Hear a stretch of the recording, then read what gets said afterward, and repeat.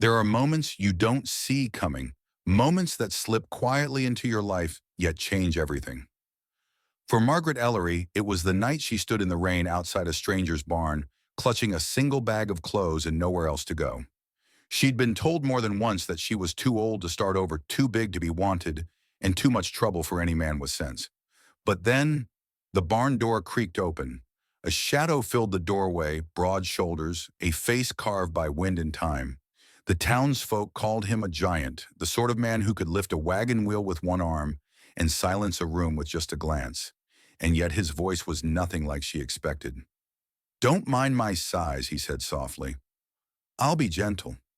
It should have been nothing, a simple kindness, but the way he looked at her steady and without judgment stirred something long buried in her chest.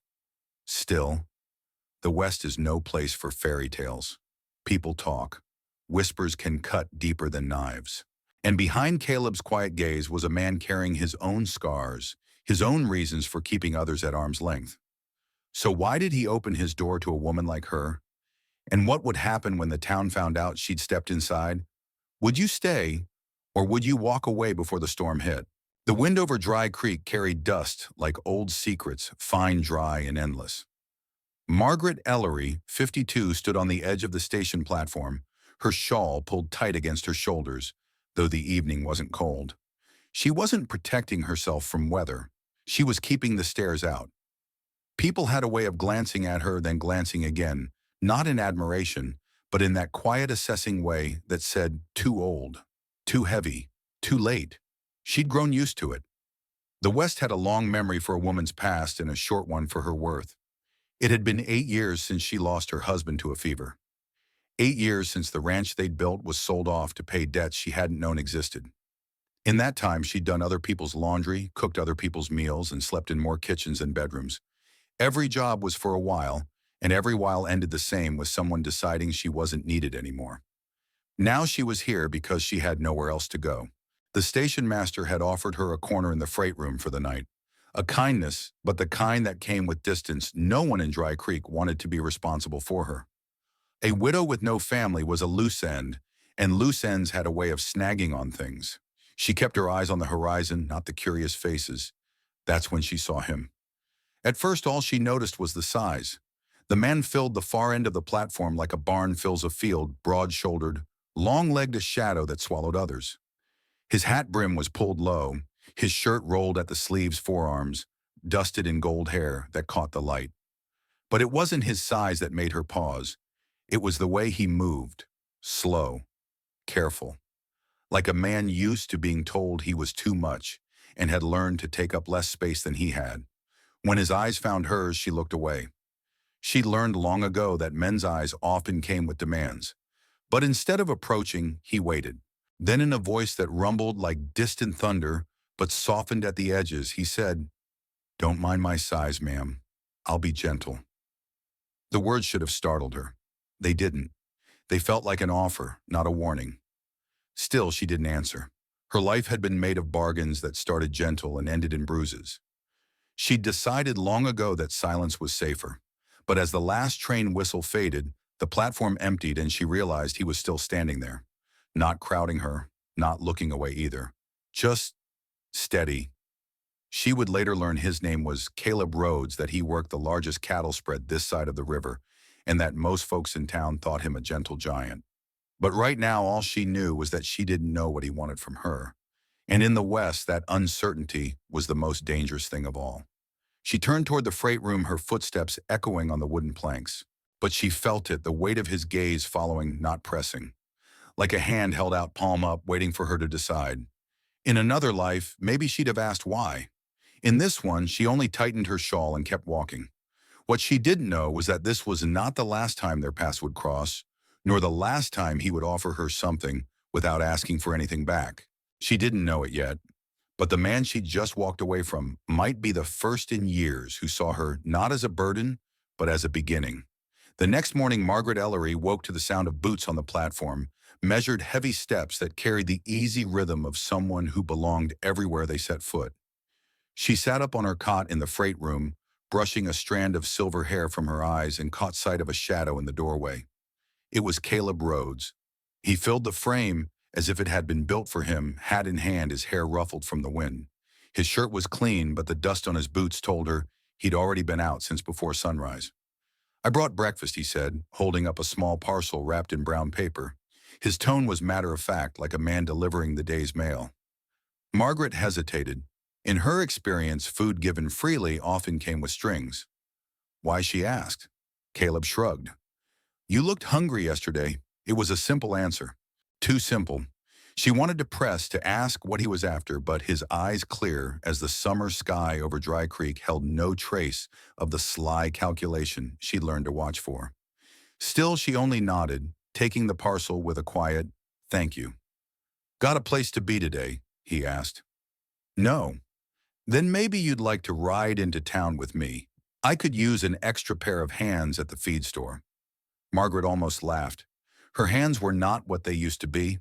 Her knuckles swelled on cold mornings, and years of scrubbing other people's floors had left her fingers stiff.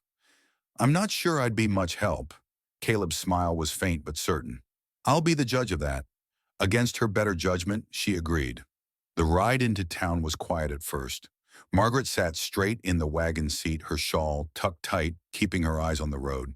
Caleb didn't push her into conversation. Instead, he talked just enough for her to know he wasn't afraid of silence. He pointed out the green stretch where the river bent toward the hills, the wildflowers blooming late this year, the pair of hawks circling above. Somehow it felt less like he was talking to fill the air, and more like he was reminding her that the world still held things worth noticing. At the feed store, she watched him lift sacks of grain, as if they were feathers, his strength effortless, yet never flaunted. He didn't tell her to stand aside. He found her work to do sorting tools, folding tarps, counting seed packets. By the time they loaded the wagon again, her hands were dusty, her back ached, and she realized she'd missed this, the feeling of being useful. As they headed back, Caleb slowed the wagon near a small white church at the edge of town. A group of children ran past laughing, and one of them, a freckled boy of about 8, waved at him. Caleb waved back with the kind of easy warmth that made Margaret's chest ache unexpectedly. "You're good with children," she said before she could stop herself. He glanced at her. "I like folks who tell the truth without thinking about it too hard. Kids do that." Margaret didn't reply, but the thought stayed with her. It had been years since she'd been around anyone who didn't make her guard every word. As the wagon rattled on, she caught herself wondering, not for the first time that day, what Caleb Rhodes really wanted from her. And for the first time, the thought didn't feel like a warning. She thought this was just a ride into town. She didn't yet know it was the beginning of a road neither of them could turn back from. By the third week, Margaret Ellery had almost grown used to the quiet rhythm of mornings with Caleb Rhodes. The way he'd knock once on the freight room door, set down a small breakfast parcel, and wait until she opened it before speaking more than a good morning. But peace, Margaret knew, was fragile. That morning, as they worked side by side in the feed store, a stranger walked in, a tall, sharp-faced man with a grin that didn't touch his eyes. The moment his gaze landed on her, Margaret's stomach turned to ice. Elias Warren. She hadn't seen him in over 15 years, not since the day he'd spat in her face and told her no man in Dry Creek would have her, not even if you were the last woman left this side of the Rockies. "Well, if it ain't old Maggie Ellery," he said loudly enough for the whole store to hear, "still taking up space and scaring off the livestock." Margaret froze, every muscle stiff with the old instinct to disappear. The other customers turned, some smirking, some pretending they hadn't heard. Caleb's hands stilled on the counter. "That's enough," he said quietly. Elias scoffed. "Didn't realize you'd taken to charity cases, Rhodes. Guess we all have our hobbies." Margaret wanted to leave to run before her shame thickened into something she couldn't swallow, but Caleb's voice cut through the haze. "Margaret," he said, looking only at her, "could you check the seed inventory out back? I'll handle this." She hesitated, searching his face for pity.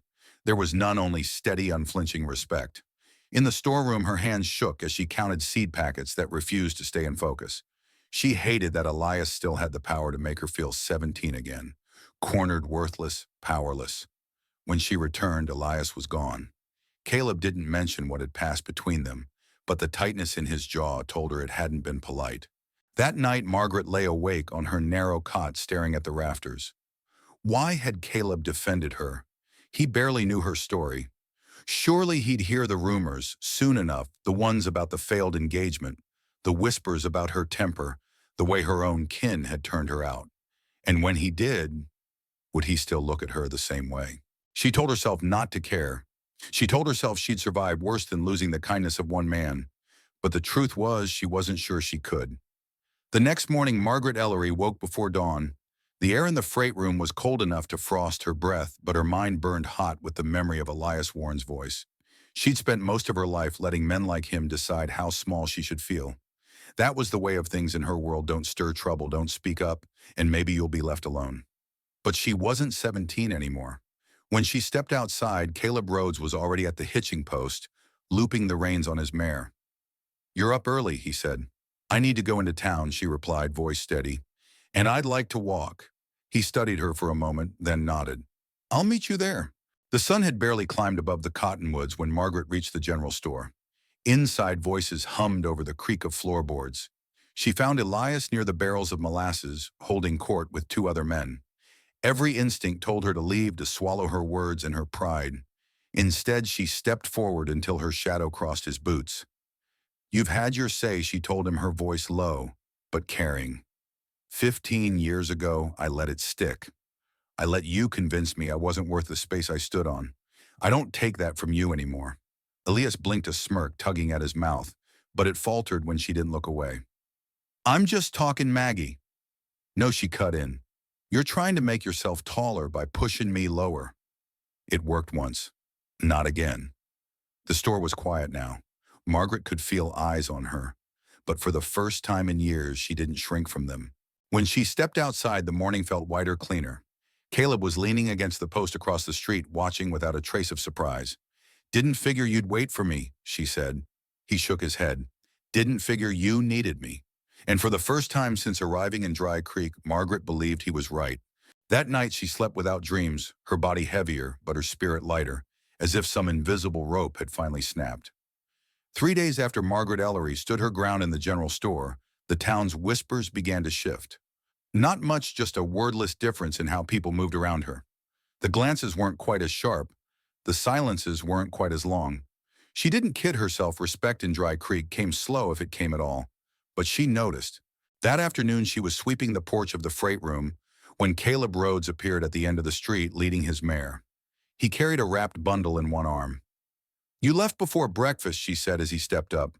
"Had to ride out to the north pasture," he replied. Fence was down. "But I brought you something." He set the bundle on the porch rail and unfolded it, a worn leather satchel, oiled and mended, but clearly made to last. Inside, a small ledger, a tin of tea leaves, and a fountain pen with a pearl handle. "It's not new," he said, almost apologetic.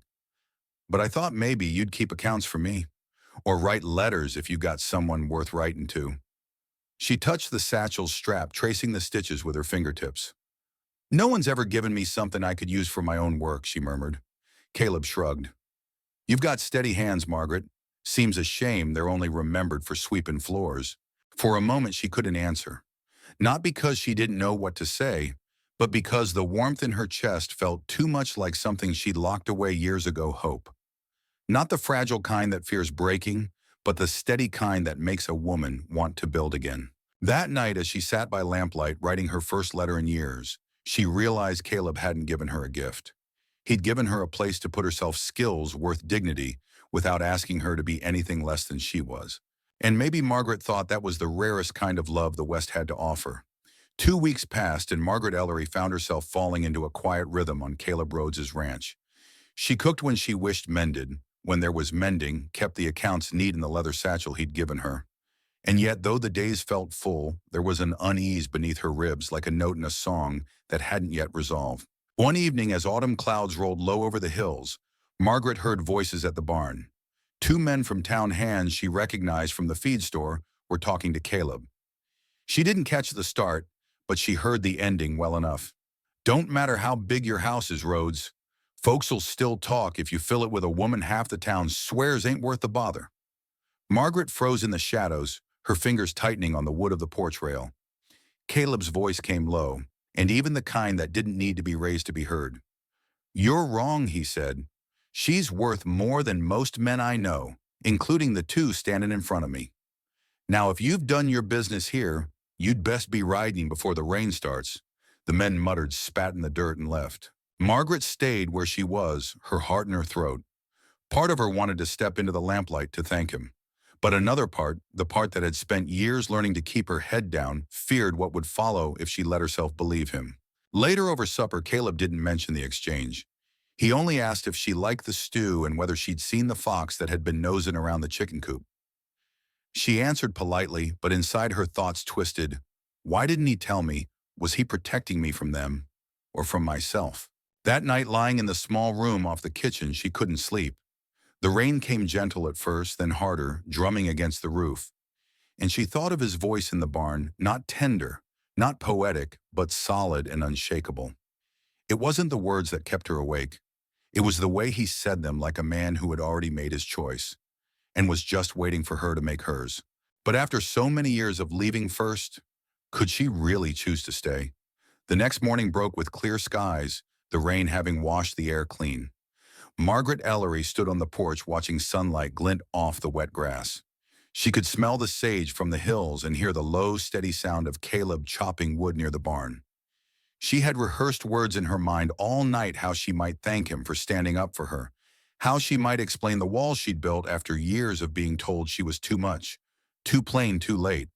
But as she stepped toward him, the words felt smaller than the truth inside her chest. Caleb looked up when she came close, resting the axe on the chopping block. "You look like a woman with something to say," he said. She nodded, her hands knotted together. "I heard what you said to those men last night." His brow furrowed. "Figured you might have." "Why didn't you tell me?" He set the axe aside, wiped his hands on his trousers. "Because I didn't say it for you to thank me. I said it because it's true. Folks will always have their talk. But I know what I see." Her voice trembled. "And what do you see, Caleb?" He stepped closer, close enough that she could see the gold flecks in his brown eyes. "I see a woman who's lived through storms that would have split most men in two. I see hands that have built more than they have ever been given. I see someone I'd be proud to stand beside every damn day." Something in her broke open then. Not in pain, but in release. The years of holding herself small, the careful way she'd moved through rooms, the endless rehearsals of leaving before she could be left. She let them fall. She took his calloused hand and placed it over her heart. "Then I'll stay," she whispered. "Not because I have nowhere else to go, but because this is where I choose to be." That winter, they worked side by side, mending fences, planting winter greens, sharing quiet suppers. The townsfolk still talked, but over time the edge left their voices. A few even began to stop by drawn not just to Caleb's size or Margaret's cooking, but to the warmth between them, steady and showy real. And when the first wildflowers pushed through the thawing ground, in spring Caleb brought her a handful, roots and all. "Didn't cut them," he said. "Figured they'd last longer if they stayed where they belong." She smiled, tears in her eyes, because she understood he wasn't talking about the flowers. Sometimes the greatest freedom isn't in leaving, it's in finding a place and a person worth staying for. In the end, Margaret didn't find a fairy tale. She found something rarer, a place where she could breathe without apology, and a man who saw her not as a burden to bear, but as a partner to walk beside. Life in the West was still hard. There were storms to ride out, fences to mend, and nights when the wind howled so fierce it rattled the windows. But inside that small house at the edge of the prairie, there was warmth, not from the fire alone, but from the way they learned to keep each other's silences. Maybe that's the lesson worth carrying with us. Love isn't always loud and healing isn't always quick. Sometimes it's a steady hand on a cold morning, a door left unlocked, a voice that says, "You're safe here," and means it. If you've ever been told you were too late, too much, or not enough, remember Margaret's story. You are allowed to take up space. You are allowed to be loved for all that you are. If this story touched your heart, please share it with someone who might need to hear it. And if you'd like more tales of second chances, quiet dignity, and love that comes when you least expect it, subscribe to None, Wild West Saga. Before you go, would you like to see what happens next for Margaret and Caleb or hear more stories like theirs? Tell us in the comments. We're listening.